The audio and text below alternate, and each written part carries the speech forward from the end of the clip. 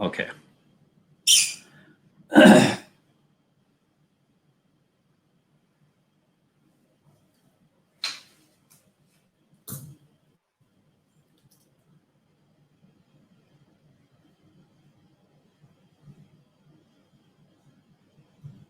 Perfect.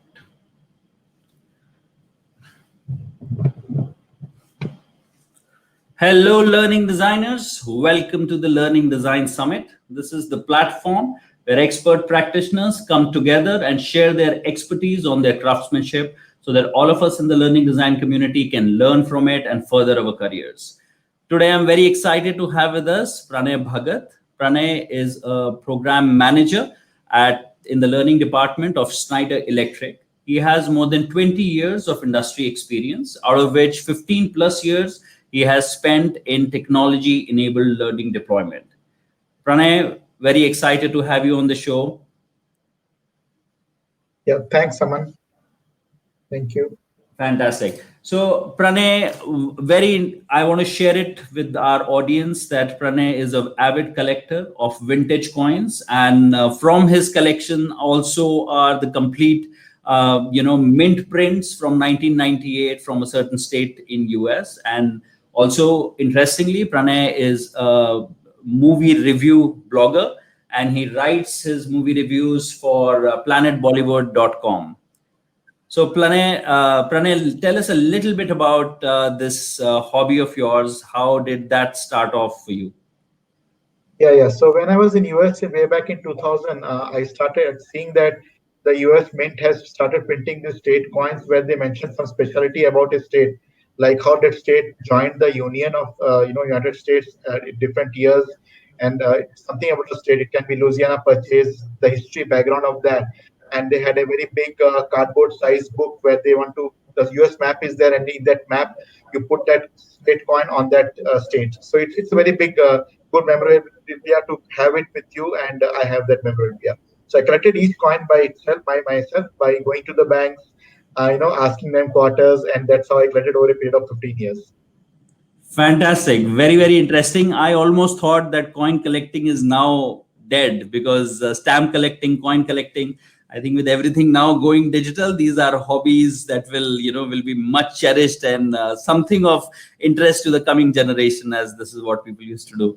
Fantastic, Pranay. Pranay, your today presentation, you're going to present on the benchmarking in the learning industry. So tell us a little bit about this study that you've conducted and how can our participants today, the learning designers and learning leaders, what can they pick up from your session? So a year back, we did.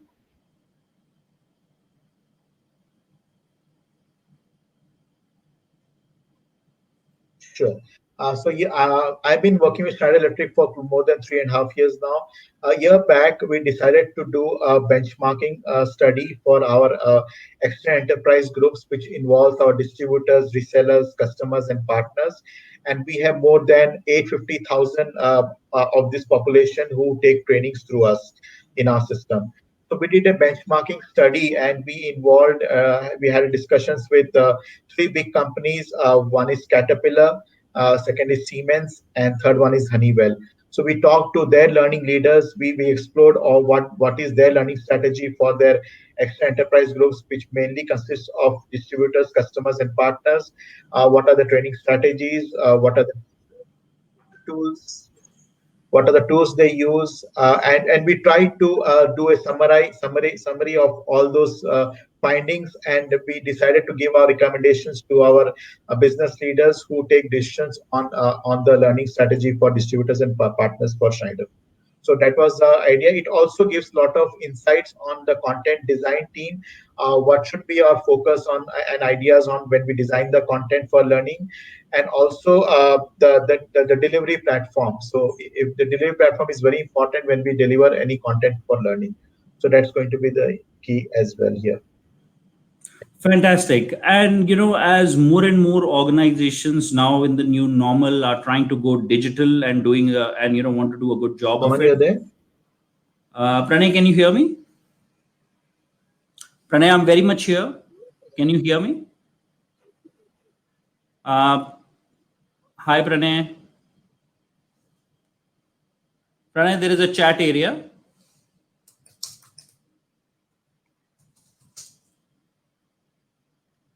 Yeah, man, I think did we lost in between?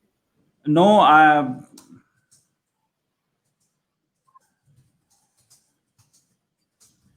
am live and I can see you. I'm not able to hear you actually. Oh, really? Uh, Yeah, it's stopped. okay. Pranay, are you on a microphone or sorry, are you on a headphone or are you on the from the speakers? This thing, sorry, from the laptop speaker. Are you hearing? I'm on this. I'm on the laptop speaker. Is it a problem? No, not at all. But just checking. But can you hear me now?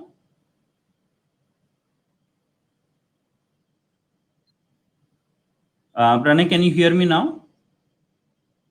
Yeah, I can hear you now. Perfect. So no worries. So I'm going to edit these parts of our conversation, but we need to be now sure that you can hear me well. Yeah, yeah, sure. Okay, Okay. so till where have we finished? Yeah, We have you have talked about the presentation, what it contains, the different companies you benchmarked, and now I think we will start off with the presentation straight away. So let me do this. Your screen is here. Okay. So okay, what you need sure, to do is you need to hold on a second. So I am I'm just taking off your screen sharing for now. Okay. sure. Because I think it's kind of choking up the bandwidth. Okay. So no Okay, worries. So we'll start from here and we'll go directly into presentation. Okay. And what we okay, will do is I would want you to now walk through the presentation. I'll edit the part since we started recording to this part, remove all this that's happened, and keep till the point where you start to talk about the presentation. By that time, I would bring in the presentation. Okay. So let me just sure. do that right away. Okay, Uh, I'm just opening it. So there you go. So I would say, sir, pick up from here as if you are introducing, we will just run through the first few slides because we've spoken about you. Plus, we are also going to be doing a video on you. So, there will be enough that people will know about you before they come in. So I think we can start directly from this slide. You can, for now, we've spoken about it, sir. We can skip this for now and maybe, bring this up in different discussions that you might want to add sure, and just take it from here, sir. sure. All right. So we can start right from here. Okay. So go ahead, sir. I'm just going to make a clapping sound and then please feel free to, pick it up from there. Sure. Yeah, hi. So, continuing, starting the presentation now, we are starting with what is benchmarking, what are the different aspects of benchmarking, and we will see what we have found out, what benchmarking process we have used for this making a study. We'll go through the different aspects of learning strategy for Caterpillar, Siemens, and Honeywell, and we'll conclude with our recommendations to Schneider Electric stakeholders on what should we implement after studying, going through the learning strategy for these three companies. So that will be our agenda for this presentation. Fantastic, Pranay. Let's get started. Yeah. Now, first we have to understand what is a benchmarking. So we have the definition for the benchmarking. What we have defined here is we are comparing our business processes, our business strategies, and performance metrics with those of other organizations which are of very similar size in terms of employee strength, partner strength, and who are in the same industry like us. So in our industry, for example, where we at Schneider Electric, we build mostly on electrical products and transformers, and we work on electrical transmission and distribution. So the closest competitors what we have are Honeywell, Siemens, and those are the two big companies which are of similar size and turnovers as us. So we decided to connect with those two learning leaders, with those two big companies of learning leaders. And the benchmarking which we did was it involves towards maturity benchmark, especially measures the performance of our L&D strategy. We tried to do some metrics on how do we measure our learning effectiveness with our partners and customers. We have floated some surveys with these customers to see how our learning is effective and is helping them to use our Schneider Electric products in their day-to-day life, and also for partners and service engineers when they give the demo of these products to their customers, how effective is our training on these products has proven to them. We have also devised a method to give certificates to our partners and engineers who do some specialized trainings on certain products, and this certificate helps them in their increasing their revenues in their business.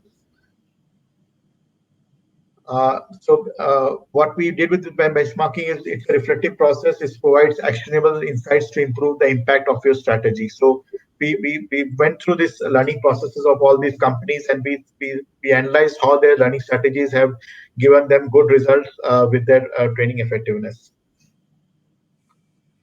Yeah, so the ideas which we learned from these companies were more or less pointing to the same direction. They want to modernize their learning strategy. They want to redefine their priorities. Earlier, the priorities in early 2000 was mostly on having big servers, having more data in house, and later on post 2010, the focus shifted on cloud based learning. The servers were outsourced, and all of the learning deployments moved away from the in-house installments to cloud-based learning. Similarly, we have to find out the other opportunities for development in terms of getting new tools for content development. We have to look at ways how do we engage a learner in a 30-minute session. Our analysis showed that any learner, we can keep him engaged for a maximum of 7 minutes only.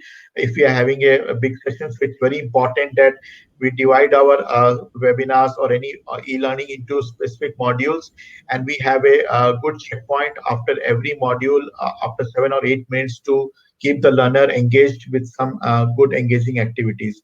It can be a small game, or it can be something which gives them badges or points, or it can be something which allows them to clear some levels. So it will keep them engaged, it will keep them focused, and it will rejuvenate them to go through that training with renewed vigor.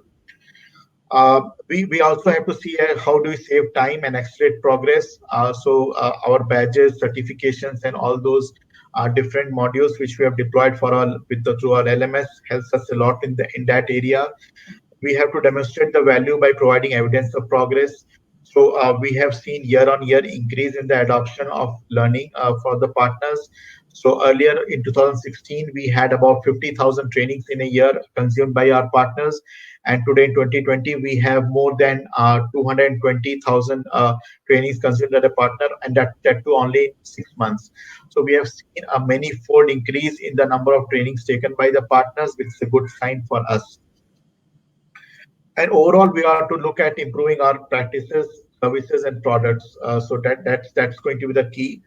We have been using Cornerstone LMS for last 8 years at Schneider, and we have been very happy with the usage of Cornerstone LMS.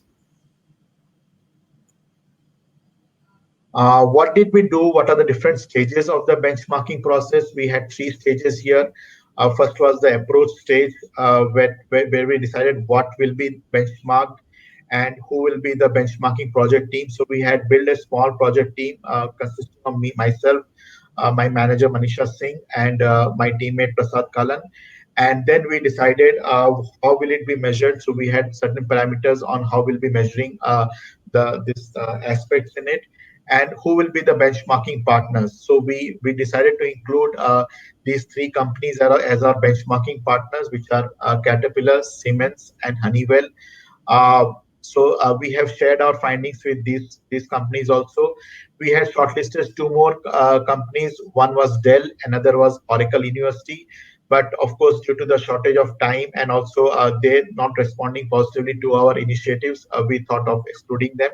But yeah, finally we shortlisted with Siemens, Honeywell, and Caterpillar. Now, which slide are you on? I am on slide 7, Aman. Okay. So, I think if you look at the screen, I have not been navigating. I thought, I'll kind of figure out. So, Okay. okay. So what we can do is till what slide have you spoken? I'm not able to. Yeah, next slide, next slide. Next slide. Okay, so if you just hover your mouse over it, over the screen area, you will Yeah, see at the bottom, the slides kind of things where you can navigate. sure, sure, sure. And do you have the control of and go to the next slide, or do I have the control?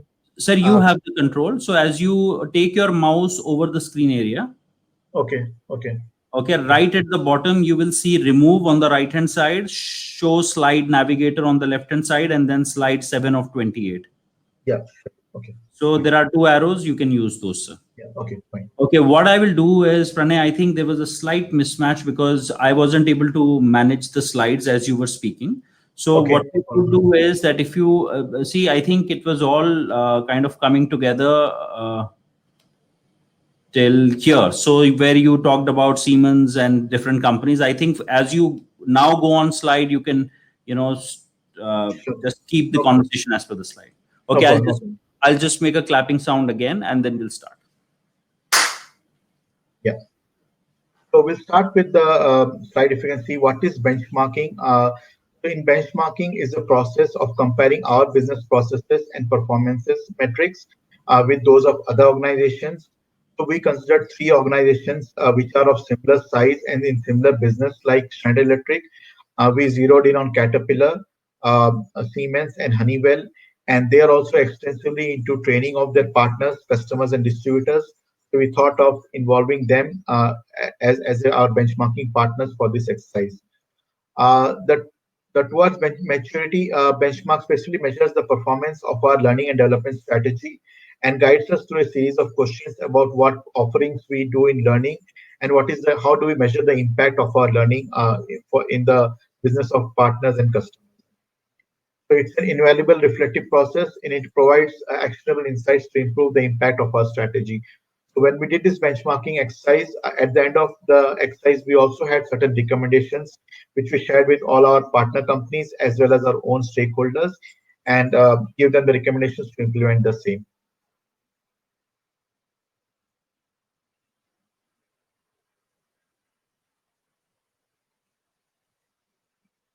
And learning from the best in the industry, it involves what are the aspects of benefits of benchmarking we are covering here. We have to every organization is looking to modernize the learning strategies. They have to redefine the priorities on how do they want to spend their learning budgets. What should be the perfect balance between spend on content and spend on the learning delivery. That's going to be important. Also, how do they outsource the content development part, or do they have some in-house LCMS tool? LCMS stands for Learning Content Management System to develop their content. So those are some of the things where they have to redefine the priorities. We have to look at the opportunities which we organization look for development. Another key aspect which we looked at in the benchmarking is the learner engagement part. We see the industry findings tell us that any learner, we can keep them engaged only for a maximum period of 7 minutes. So we have to ensure that when we have a session of 30 minutes or 45 minutes, we have something intermediate levels of break where we after 7 or 8 or 10 minutes where we engage the learner in some other way, like having some gamification or asking some question or giving some badges or allowing them to clear some levels so that it keeps them engaged and involved with the session and that greatly engages ensures that the learner is always involved with the session. We have to look at save how do we save time and accelerate our progress for learning strategy, and we have to also demonstrate the value by providing evidence of progress. So we have to see what is the progress when we define the learning strategy and we deploy all the ideas from the learning strategy. How has it helped us over a period of 6 months, 1 year, and what are the results we have got from by deploying that strategy? And also we have to look at it to how to improve our practices, services, and products. Uh, a big product in Schneider Electric, which has been very, which is our major brand name, is EcoStructure, and it has been one of our flagship product where we want to train our partners and distributors on that.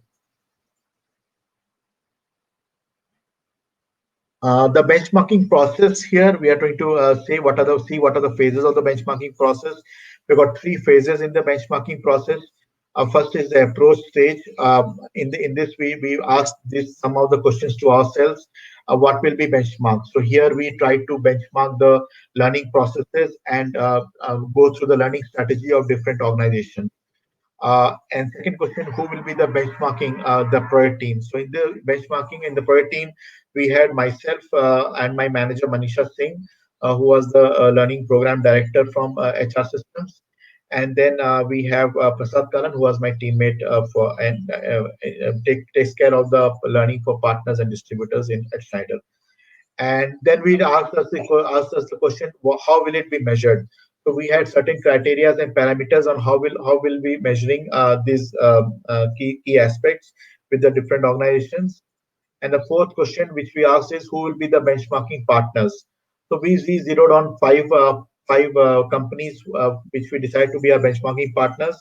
Out of those five, we had Siemens, we had Honeywell, Caterpillar, Dell, and Oracle University. Of these five, Oracle University and Dell were not that keen to partner with us. They didn't show interest on our initiatives. And these other three companies, Siemens, Honeywell, and Caterpillar, they showed a lot of interest with us. And that's why we did this benchmarking exercise with these three companies. Second phase of the benchmarking process is the deployment. In this, we do the data collection of us and partners. So we had some templates in which we collected the data and we did the analysis of that. So the second step was analyzing this data, and we compared the data of different organizations and we established the target goals for that. Third step was action stage, where we implemented the action plans which came out of this analysis stage. And the third phase in the benchmarking process was review and development. Have objectives been achieved? So most of these organizations were quite ahead of the learning strategy. They were already in the middle of deploying this learning strategy. So some of their objectives were already they were showing the results of improvement. So they were able to give those results to us. Second step was, have we brought about improved process and outcomes? So this is something which were surveys we conducted with our partners and distributors and how we have improved our learning content and the learning delivery. So those are some of the things which we measured here.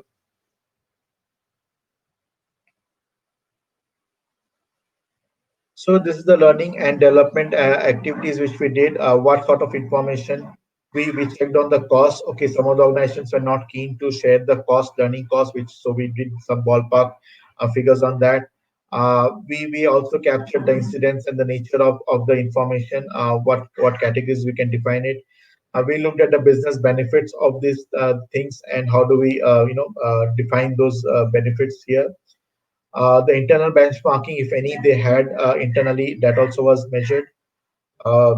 So information for external benchmarking these five companies, but again, we don't have the findings of Oracle University and Dell here, so only the first three companies are there. What are the strengths and weaknesses of benchmarking? This we covered here. So, and cost of learners' time. So learners' time was also measured in terms of cost here.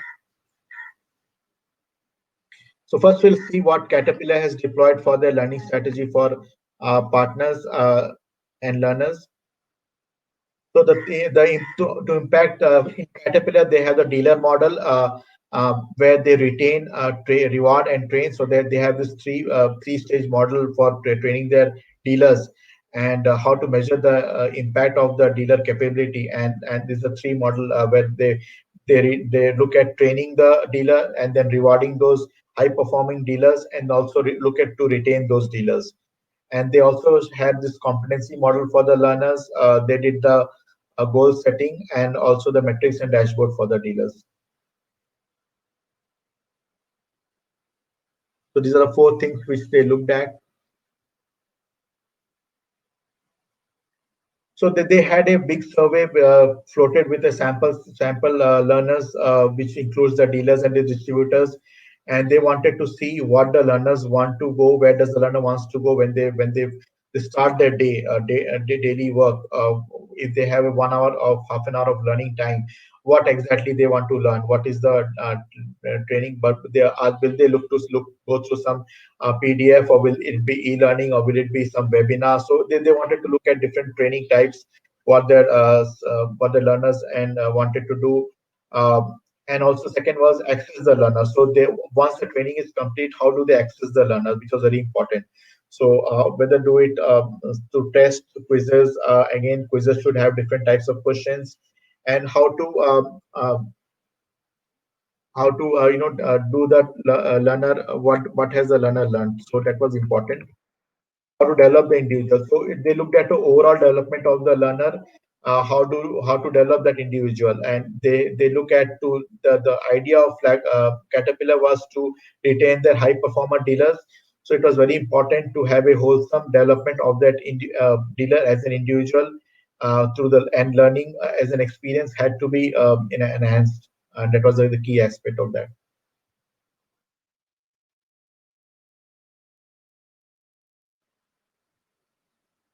So what Caterpillar is did is they looked at the personal life of the learners and they looked at the professional life, and it's a very good slide which explains how the personal life of a learner is different than a professional life. So when we do a video sharing, if you see there are four things which we do in personal life and the same things which we do in professional life, but we entirely use different tools when we do that. For example, in personal life, when we do online shopping, we go to Amazon. But when we do have something shopping in professional life for our own company, we go to OpenCM.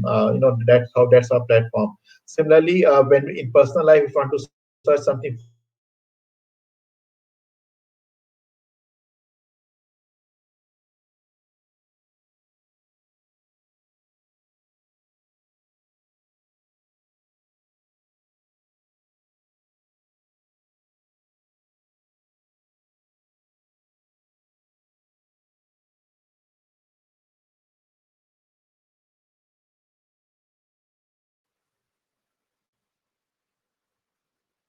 go to Google.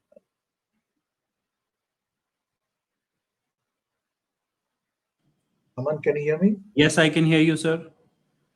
I Okay, I got the message that your video stream has been disconnected and then the slides went away. So if it app happens again, don't bother about it. What this software tries to do is it to keep optimizing the bandwidth flow. Okay, So no worries, it will come and it'll go away in a few seconds. okay, no issues. All right, so I'll bring the slides back up. I'll make a clapping sound, so then we can start. Yeah. Yeah. So if even if you look at the for personal life, we use Kindle for our book reading, but in professional life we use Inklink. So these are findings from 2 years back when Caterpillar did this survey with all the dealers. But this is the interesting finding which they found, and this drove them to the next steps on that. So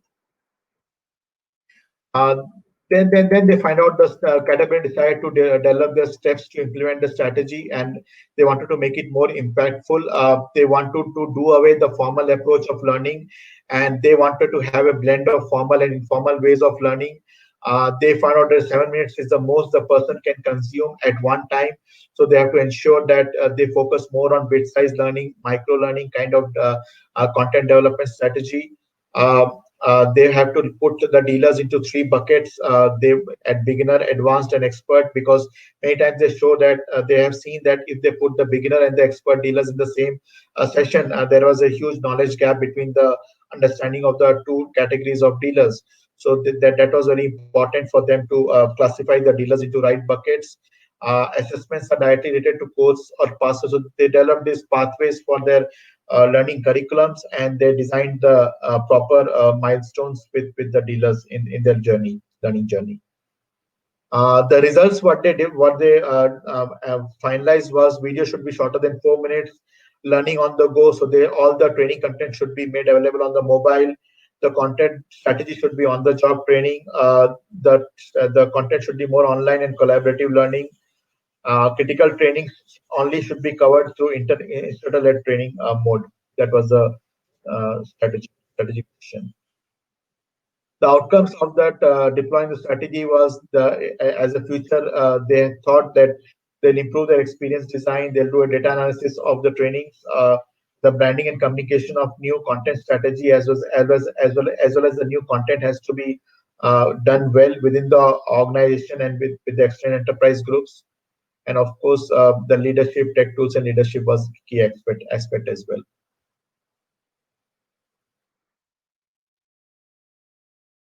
This was just a more of a technical architecture. What was they built on? They had a watershed, a learning record store at the center, and they had off-the-shelf products purchased, and they had this degree as an online learning platform, and video sharing as channel one, opens the same as one-stop shopping and other tools as well.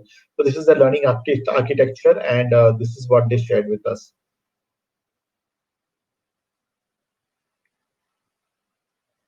So on the left side, you see that the learning strategy for the existing capabilities in Caterpillar. So what you see on the left side was the existing strategy for Caterpillar, and what you see on the right side is the shifting of capabilities. What resulted out of this change in learning strategy?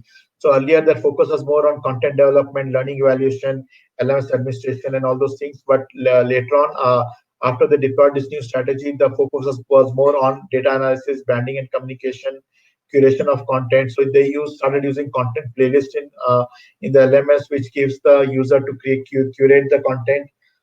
They deployed more tech tools and leadership, app development, and all those things. So that was a new learning, shifting of capabilities at Caterpillar.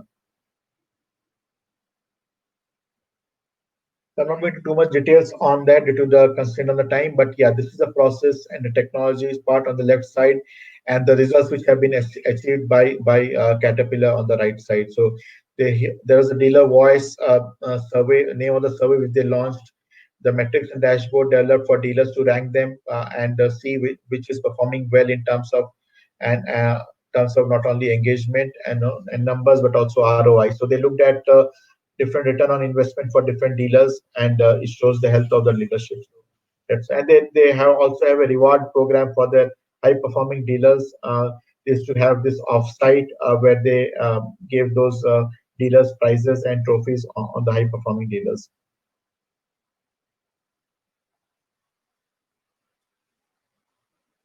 So top priorities for 2017-18 have been discussed here, and again, this is like 1 2 year, couple of years older slides, but yes, the earlier in 2017, the focus was more on artificial intelligence. So now, if you see, we have been using the new learner experience platform from Cornerstone and Schneider Electric, and the home page gives the suggested learning, and the other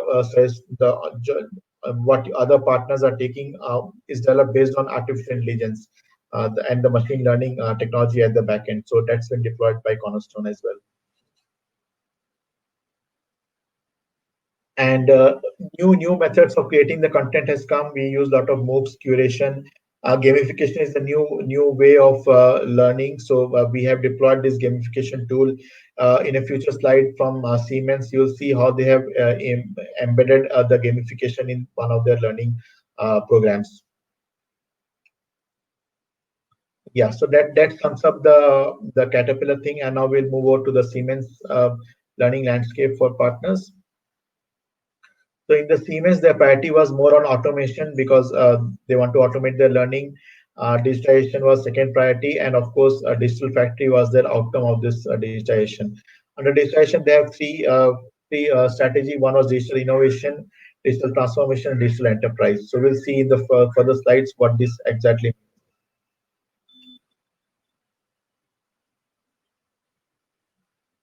So this was the one in how they approached the Siemens approach to the learner requirements. What they call it SAMR approach. S stands for substitution. The great I can now have the learners fill out the test PDF in their iPad. So it's an example of how they deployed this SAMR methodology with their learners. Augment A stands for augmentation. So this example, somebody showed me how to add a multi-choice menu to the test. So maybe they learned something new on that day. So that's how they augment that. And then modification is now okay. Example is now using Socrative app to get live feedback on student answers. There are some of the aspects which they use to correct the learner requirements, and they call it the SAMR approach.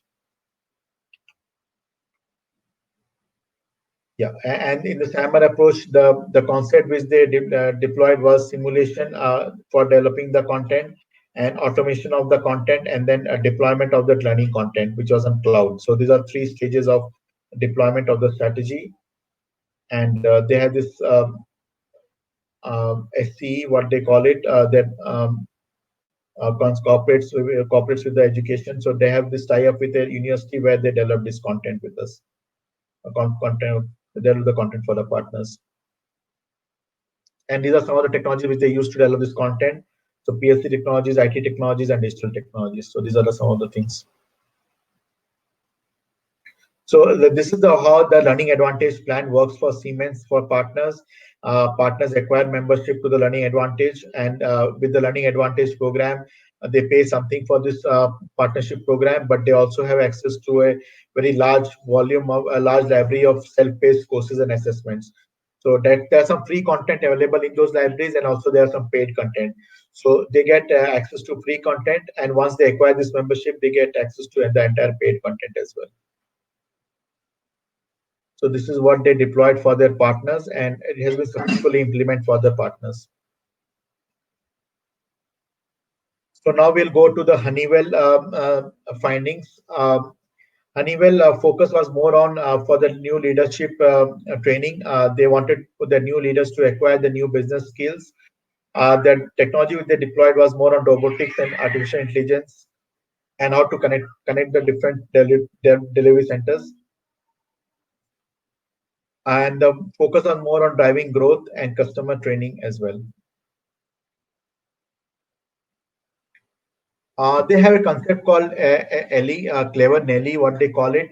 It's like a cartoon character which they have developed for their learning needs, and it's more of a what they can, it's a brand ambassador for their learning department, and they call it Clever Nelly, and it reinforces the learning strategy for them. So it's a sort of training feedback tool which they use, and it has effectively given them very good results when collecting the feedback from the learners.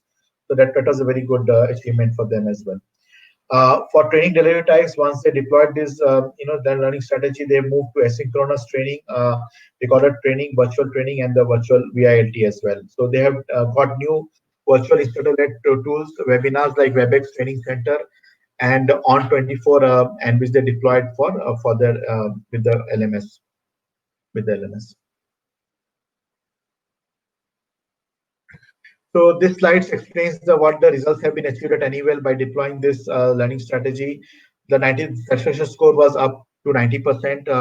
94% learners were happy to recommend the program to their colleagues, so which was a plus point. It reduces the travel cost and accommodation because a lot of the training shifted from classroom training to online training, so it's a lot of travel costs and accommodation costs as well. It minimizes the business downtime, so maximum 240 minutes per session. So it reduces the business downtime as well. It is very convenient for the participants to participate at home or in their own office location. So definitely it was a very plus point for them. So after summarizing the findings of all the three companies, we came up with a final recommendation for our partner learning and extra enterprise learning, and this is the summary of everything. We wanted our partner and extra enterprise stakeholders to embrace new methods of learning like gamification, artificial intelligence, micro learning, and augmented reality. We wanted them to create more content in micro learning form, and long duration of videos to be avoided in learning.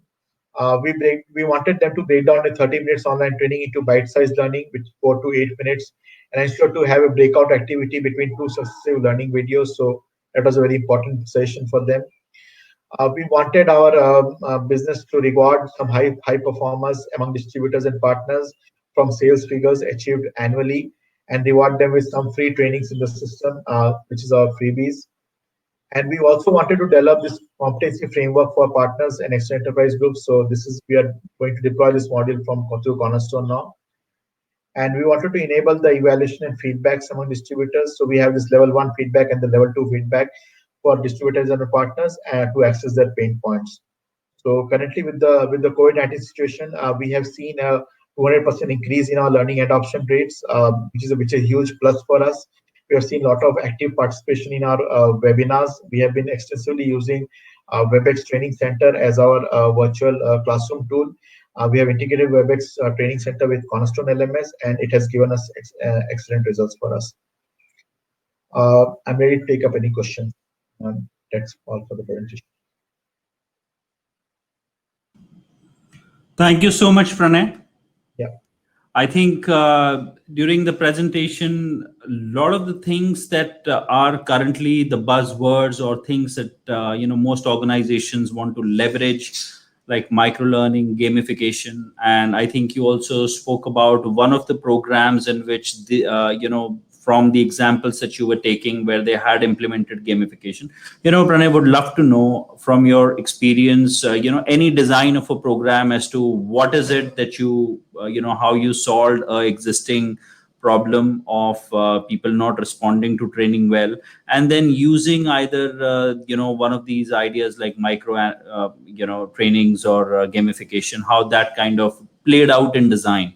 How did you go about it? Would love to know that. Yeah, yeah. So what we have realized is people are more attached to YouTube these days. So some of our Schneider Electric videos, which did not have any content which compromises our own internal information. We had asked our marketing team made a decision to upload these videos in YouTube, and we have found that we have got more hits on YouTube than we have for those videos in our internal organization. So which was a plus point, and we basically uploaded those YouTube videos in our LMS platform as a provider, as a YouTube, of course with the connection from YouTube as well. So it increased our adoption, and the people watching those videos, once they know that they are also available on YouTube, but our adoption in LMS was those videos increased drastically after we did that change first.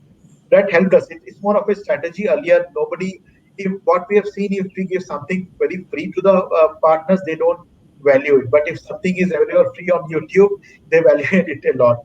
So that's something which we realized. And but yeah, it gives us excellent results.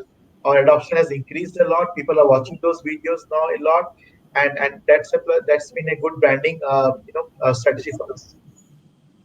Fantastic, Pranay.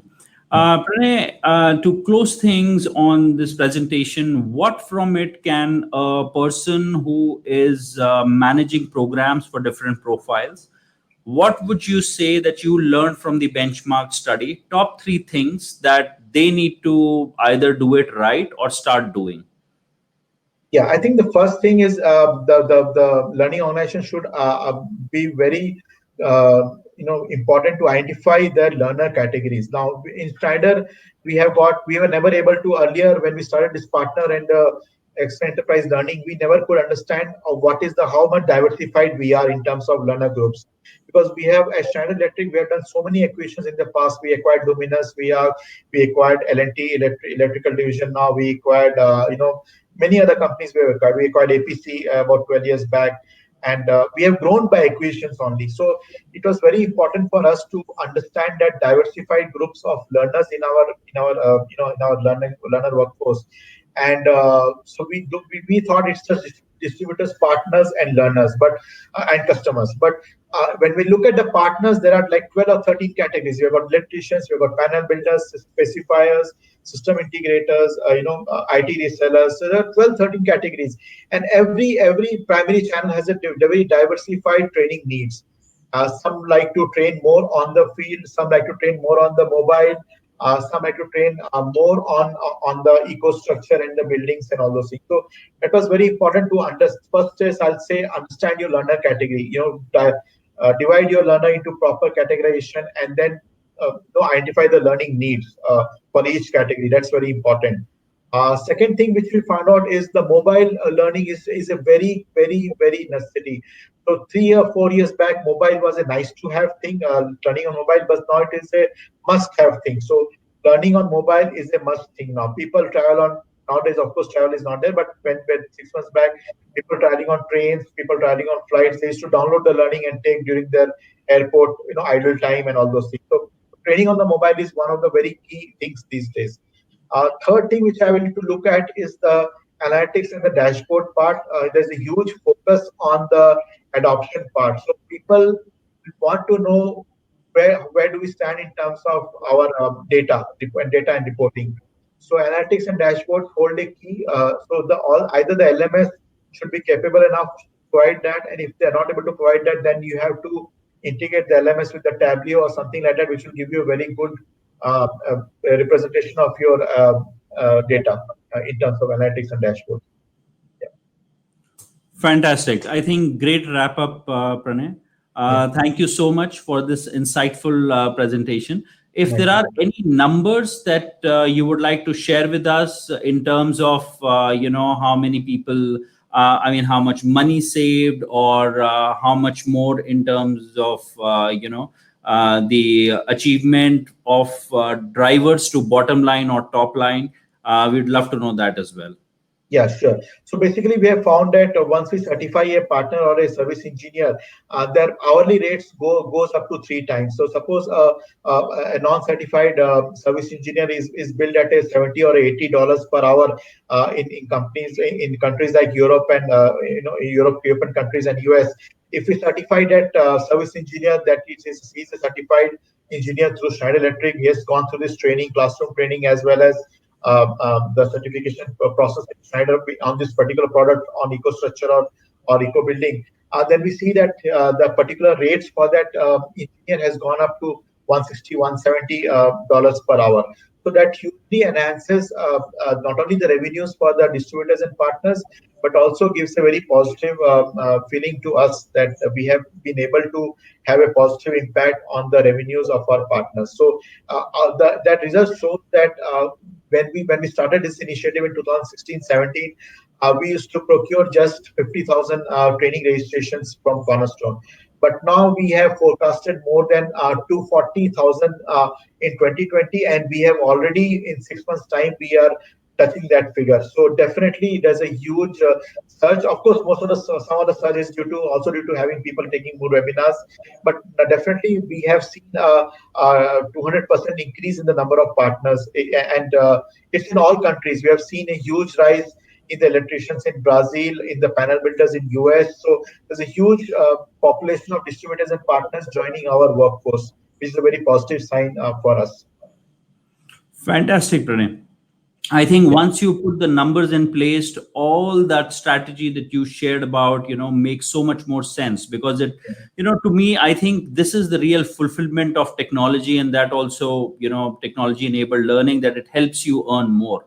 I mean, that for me is the bottom line of what any training should be able to achieve for the learner. So fantastic, Pranay. Thank you so much for this. Very, very insightful. And thank you for sharing with us the inside story, or the recipe behind how big corporations with very big workforces kind of work and look at things and, implement things. So thank you so much, Pranay. Fantastic presentation. Thank you, Arman. All Welcome. right. Bye-bye. Bye-bye. Fantastic. So Pranay, just hold on. I'm going to keep till here, and then I will delete. So this is, our post conversation. So what I will do is I will come back to you. I will have this presentation edited, kind of cut crisp, and I will show it to you once before we, file for further can it. Sure, sure. And I'm thank you so much for spending time with me and guiding me through this one. I'm really the first time recording the video, so I may have gone nervous, but so nice of you to really do this session for me. I'm very happy. Thankful. It's completely my pleasure, Pranav. This is what I really love about what I do. That I get to meet very interesting people, get to know very new things, and then share it with the community. I think that's the whole idea. Sure. And definitely, let's look to catch up. If I'm in Delhi or you're in Pune, let's look to meet face to face, and let's see. It's nice, very nice. Absolutely, absolutely. Sir, my office is in Gurgaon. Okay, Uh, sure. Whenever it's an open invitation for a lovely coffee with some biscuits together, Yeah, so yeah, feel free to. Otherwise, I think for the times that are to come, next 2 years are going to be slightly tougher. That's my yeah, view. Although yeah, everyone's saying that the things are going to get all right, but in these times, in my view, the only people that will survive are the people with hard skills. People like electricians, guys who know how to work on machine, who can fix generators, who can come and do plumbing work. So guys like these are the only ones who are going to survive in this whole pandemic. yeah, In the new normal. And I really feel very, very excited that in the last piece that you shared, where you are enabling people in a way to kind of get those hard skills that your something is broken or you need help with something, so you can call for somebody. I think it's so much more fulfilling. I would love to share with you more stories, Pranav. I have somebody who manages Usha Silai School. I don't know if you have heard of them. Yeah, yeah. Fantastic, heart wrenching stories. So love to be in your connections, and we'll keep kind of sharing notes on things. And I will come back to you, Pranav, on once this gets ready, and then I'll take your time for the broadcast. Sure, sure. Okay, fine. Okay, sure. All Thanks a right, lot. Pranav. Have Thank a you. good day ahead. Yeah. Bye See bye. you. Bye Bye. bye.